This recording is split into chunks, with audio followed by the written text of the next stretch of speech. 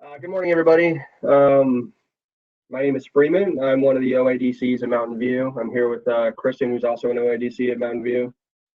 And I wanted to just talk quickly about what an OIDC is for, imagine we might have some junior high people, junior high teachers in here. So OIDCs work with the ed tech team, but they also are teachers and they primarily focus on Canvas. So if you have questions, that's what the OIDCs are around for. Um, so the training today, actually, the reason that it's focused on collaborations the way it is, I wanted to show you guys this Canvas cohort course.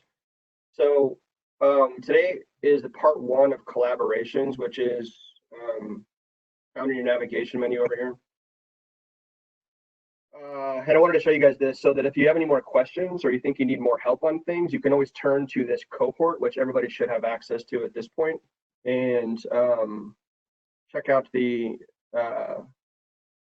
pages and assignments that we have set up here. So today I'm going to be covering groups and peer reviews, but I just wanted to make sure everyone's aware of this cohort because it could be a great resource to everybody. So like I said, today I'm going to be going through groups and peer reviews. If you have questions about anything, you can always ask your question in the feed. Or actually, we discovered this yesterday. You also have the option to raise your hand. So if you hover next to your name, over where the participants are, you should find yourself, and you hover next to the name, it should have a hand symbol. You can click on that, and that way we know you have a question that you can ask at any point throughout this training. So I'll get started. Groups.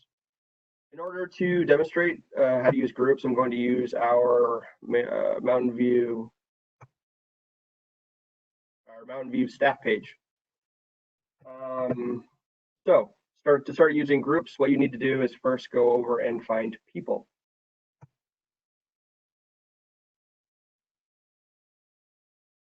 So, I mean, before I get started on this, I should say that the reason, especially in times like this, when you're working from home and you need ways to engage students with,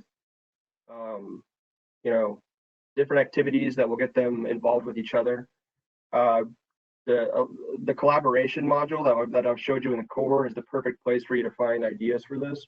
And one of them, of course, is grouping things. So when you put people into groups, you can use these groups to assign assignments or discussions that are specific to individual groups in order for them to collaborate on things like projects and papers and stuff. So the first thing you have to do is to make your groups. And so I went to people. In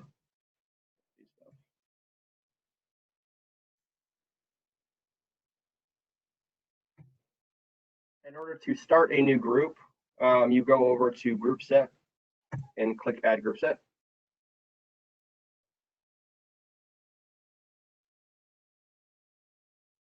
So for the first one, I'll just call it sample one. So you have some option when it comes to creating groups.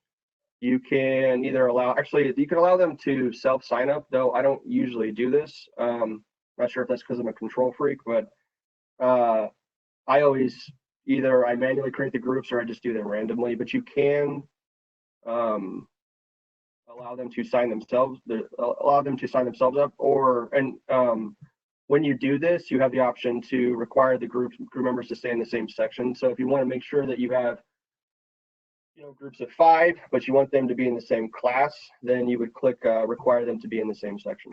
But like I said, I don't think I've ever actually used allow self sign up. So I'll move on from that. The group structure.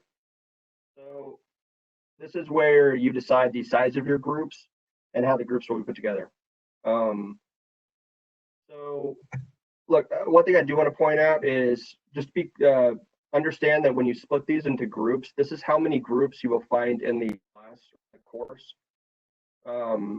It's not how many people will be in the group, so you might have to do a little bit of math. So if you have 20 students and you want them to be in groups of 4, then you would turn this into 5 groups. You can also require group members to be in the same section if you want them to be in the same class. You can click create groups manually, which I'll show you guys later. It takes a little bit of time. So we're in school, my classroom structure set up so that I have everybody's in groups of 4. And so what I do is usually put the groups, I put the same people that are found in the physical classroom into the groups into Canvas. And so I'll actually go in there and I'll manually move them over. And it seems like it takes a lot of time, but in an average class size, it really doesn't. And there's also the option to choose a leader. It's not really necessary, but if you want somebody to be able to take control of things, so if you're working with different assignments and you need them to basically be in charge of the rest of the group, then you can do this. And you can either automatically assign the groups. So whoever joins first will become the group leader, or you can just set it as random. And keep in mind that when you're in the groups, which I'll show you later, you can always go in and change these things. Like if you decide this person's not going to make the greatest leader, which of course could happen, you can go in and change that later. So what I'm going to do is I will set up a group now. The thing about this Canvas stat page is there are a lot of people in there, so I'm going to make the groups. I'm going to split into quite a few groups to show you how that looks. We'll just say 20 groups. I won't be assigning a leader, or maybe I will.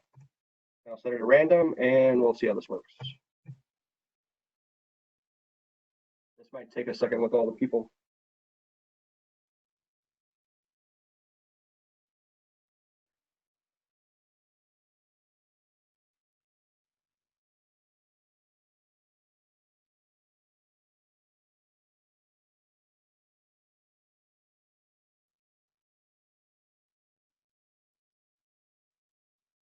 All right. So I have my sample groups set up, and this is all the staff from Mountain View. Like I said, 20 groups, so it split them up as best it could. Some have 8, some have 9. And that's how the groups are made. Like I said, when you're in here, you have control to change things how you see fit. You can edit groups. You can look and see who's in the group and set them as a leader if you want to. There are lots of different options after groups are made. You can move them around. And so real quick, I just wanted to show what it would look like to set up to manually set up the groups, even though I'm not actually going to do it because of the size of this this group of people. So you go back to everyone, and you would add a group set. Say sample 2. Not allowing self group. Actually, I'm going to manually create these groups, and I'll save that.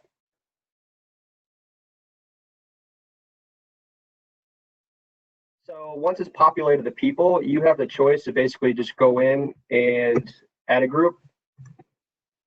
Call it whatever you see fit. And you can also go over and limit the amount of groups to whatever number you want, so that if you wanted to split the class into, or you want to split certain groups into certain sizes, to make sure you don't go over, you can always change that. But at this point, you can go in and add people to whichever group you would like. Now, this is 1 million people, so this would take forever, but in a class size of, I don't know, 25 to 35, it doesn't really take that long.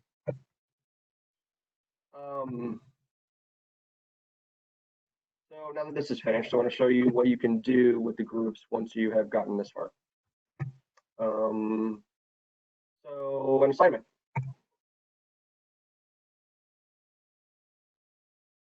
So you have, like, imagine you want to make an assignment where you want these specific groups to work with each other. We'll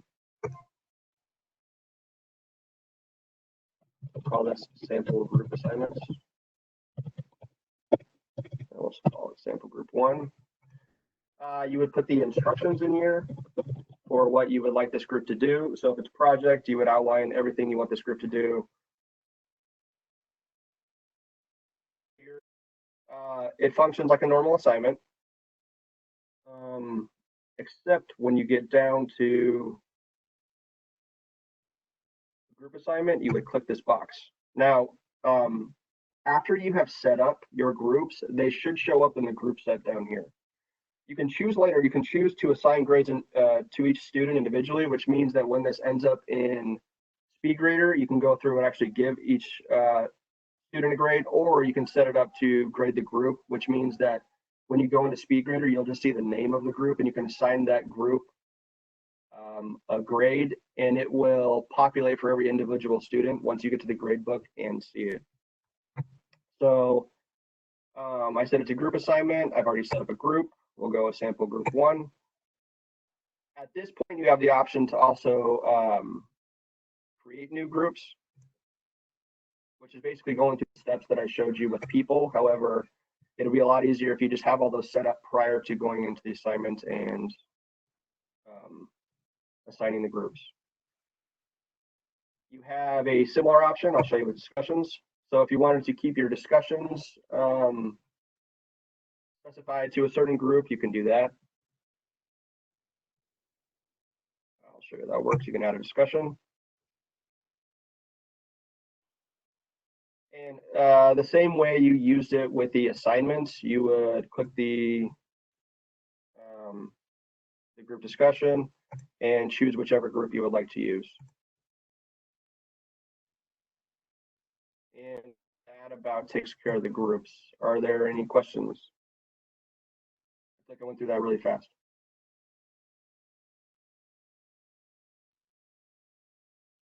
We good? Anne is raising her hand. Okay. Good morning, guys. I miss you. I was just going to point out as a special ed teacher that would be a great way of setting up your resource group so that they would have their own level assignment instead of the same assignment that the other students are doing. If you want it to accommodate them, you can make their own group in your class. That way you're telling them the same information, but you're not telling it to the rest of the class. You're helping them, you're giving them more support. Possibly. Yeah, that's a great idea. Thank you for that. Any other questions about groups before we move on? Nope. All right. So the second thing that I'm going to talk about today is peer reviews.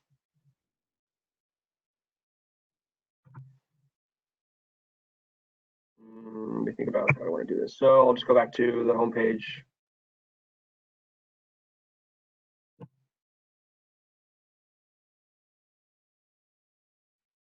So the good thing about I'm going to show you peer reviews.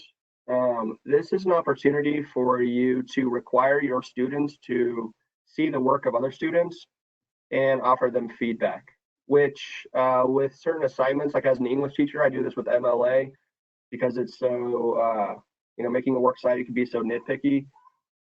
Students are prone to making mistakes. So I always have them check each other's out in order to identify the problems they have. I mean, so it's a great learning experience for everybody. So, but it's a way for them to see what their peers are doing, comment on it, in addition to the feedback that you'll give them. So peer reviews. I'll show you how to do those. Setting them up is pretty easy. I'll go over here and start a new assignment. So same as you would with any assignment, you have the title plus all the instructions for what the assignment is going to be. However, when you get down to peer reviews, you would click this box. So with peer reviews, you have the option to either manually assign peer reviews, which I'll show you in a bit, or you can automatically assign peer reviews.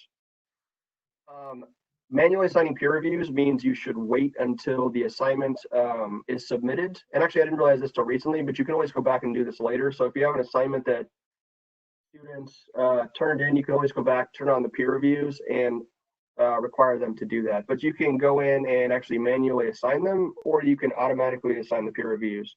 And what will happen with this is once the due date for this has passed, Canvas will automatically assign at random students to each other in order to review their work,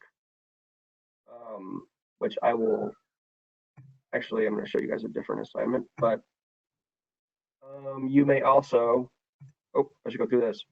So if you've decided to automatically assign the peer reviews, then you have to assign a certain amount of peer reviews that students have to do. I usually choose 2, which seems like a reasonable number. So you've told students they need to, once the assignment due date is passed, students need to go back and review 2 of their peers' work. And you can set a due date for this, so it would be a couple days after the original assignment has been due. And you may also choose to have them appear anonymously if you're worried about, I don't know, students getting upset with the feedback they're getting. So I created an example assignment yesterday with some teachers to show you what that looks like on your end once they have been assigned. So it functions just like a normal assignment, but make sure you click this box here before you save.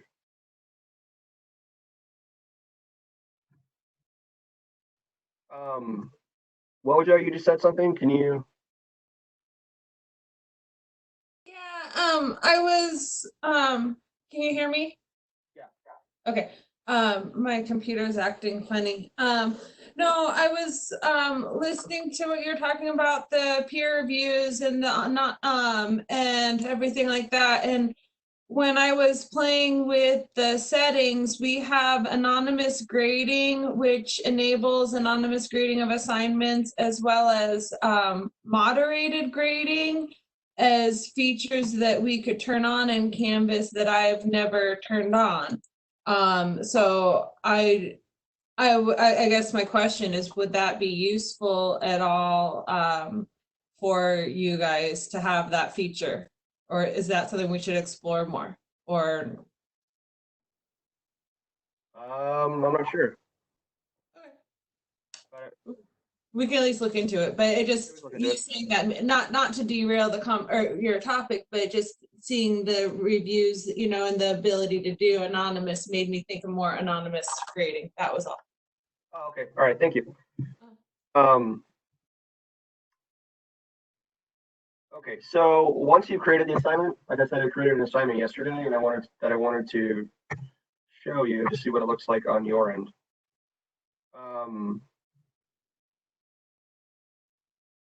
So once the assignment due date has passed, you'll notice over on the side that you have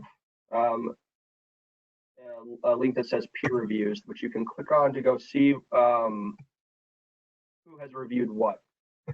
So when you're looking at this list of people, each one of these students have submitted the assignment, and they were assigned the peer reviews after the due date was passed. And this shows you exactly whether the student has completed the peer review or not. So if there's a check next to the name, that means it's done. If there's an exclamation point next to it, that means they still have yet to do it. And you can actually go in and remind them with this little bell sign over here that they need to get it done.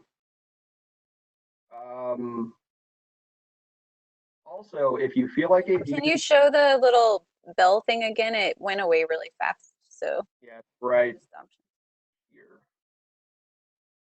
So actually, I did notify yesterday also, but you can notify again. So this, like I was talking about earlier, you do have the option to manually assign peer reviews, which is what this button would be for. So Canvas, if you did click the manually assigning, Canvas would not have automatically assigned them. You would have to go in and actually manually assign them. You do have the option to go back and automatically assign peer reviews. So if you look at the list of students and you think, well, I just would rather them all, approach this randomly, you can enter the number and click assign peer reviews, and it will it'll automatically assign them. This button also, it gets a little bit tricky when it comes to due dates because, and I hope you're sitting down for this, sometimes students are late with things. You may have to go in and assign the peer reviews again to make sure that everybody has a peer review. So just remember this button. If a student is saying they're not getting their peer reviews, you can always go back and push this. So once the students have gone through and they have reviewed their peers' work and responded to it, student will see it like a comment the same way they see your comments in the assignment details. So that's how That's how it'll appear to the student.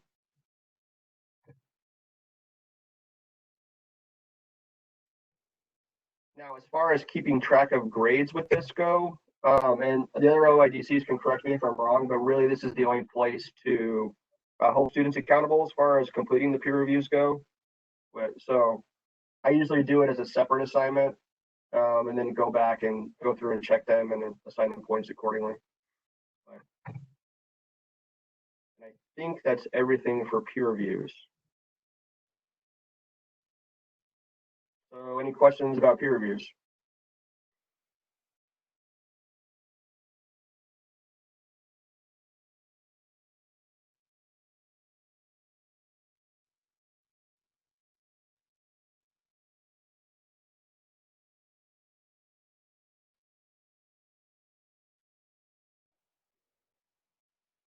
So I'm going to take that silence as a no. Are there any questions about anything at this point?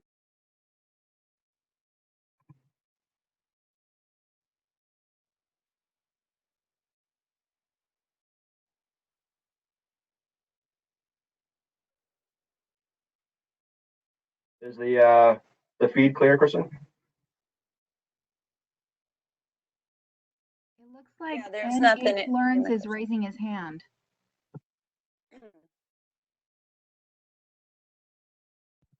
Or her, I don't know who that is.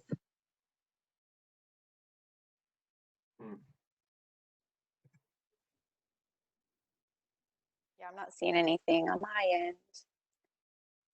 I think she forgot to take it off from before. All right. Well, if nobody has any questions, I think that'll be it for today. I will be. The form is in the chat to get credit for being here, and later on we'll post this video if you want to share it with anybody else, and all the other videos we've done for that as well. So I'll also be doing a part 2 to collaborations Thursday morning, and I'll cover the other two. Click on now, but I'll cover the other two categories found in collaboration, so discussions and collaborations. And yeah, that's it. Thank you.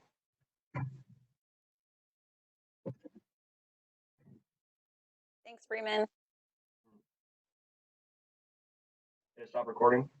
Thank you, Freeman. You did awesome. Thank you.